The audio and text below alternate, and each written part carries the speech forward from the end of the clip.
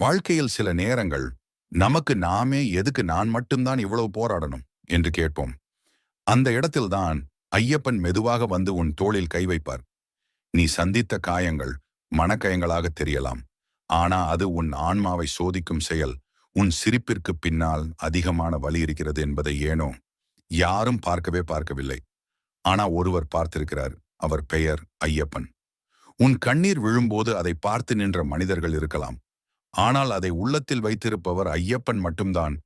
உன் கண்ணீருக்கான காரணத்தை உன்னாலே கூட சொல்ல முடியாத போதும் அவர் புரிந்து கொள்ளுகிறார். நீ பலமுறை இது கடைசி துன்பம் என்று நினைத்த பிறகும் மீண்டும் மீண்டும் சோதனைகள் வருதா? அது உன்னுடைய பலவீனத்திற்காக இல்லை சாமி. அது உன்னுடைய வலிமைக்கு அவர் தரும் சிறப்பான பயிற்சி. விலகப் போகும் மனிதர்களை உன் வாழ்க்கையிலிருந்து நீக்கிக் கொண்டிருக்கிறார். உனக்கு வந்த தீங்குகளை எல்லாம் உன்னிலிருந்து விலக்கிக் கொண்டிருக்கிறார். பாதகமான உறவுகள், நல்லதல்லாத சூழல்கள், உனக்கு ஒத்தாத வழிகள், அவற்றிலிருந்து உன்னை எடுத்து வைப்பது கூட ஐயப்பனின் பெரிய அருள். ஐயப்பன் உன்னிடம் சொல்கிறார், சாமி, நீ சோர்ந்து போனாலும் நான் உன்னை விட சோர்ந்து போக மாட்டேன். உனக்கு யாருமே ஆதரவு இல்லாம இருந்த நாட்களில் நான் உன் அருகில்தான் இருந்தேன். நீ அழுத இடத்தில் நான் நிற்கிறேன். நீ நம்பிக்கை வைத்த இடத்தில் நான் செயல்படுகிறேன். ஒரு நாளும் உன் கண்ணீரை வீணாக்க மாட்டேன். உன் வாழ்க்கையில் எல்லாம் முடிந்த மாதிரி தோன்றும் நேரம், அது உண்மையிலேயே முடிவு இல்லை. அது உன் புதிய வாழ்க்கைக்கான துவக்கம்.